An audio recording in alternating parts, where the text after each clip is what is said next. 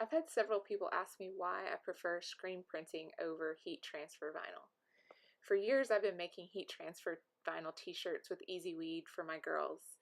Occasionally I make one for myself too, but I've never really loved the way they felt.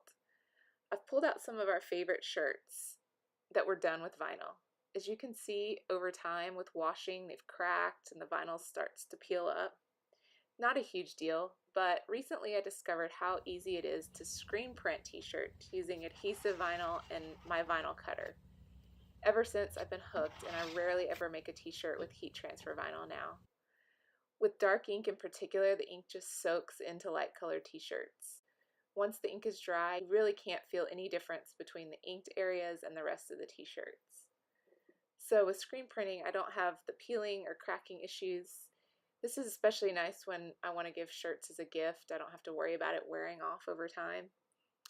With heat transfer vinyl, I would have never worn a graphic with this much red vinyl. I just didn't like the way it felt. But with the screen printed version, it feels just like t-shirt material. So there you go. That's my rundown on screen printing versus heat transfer vinyl.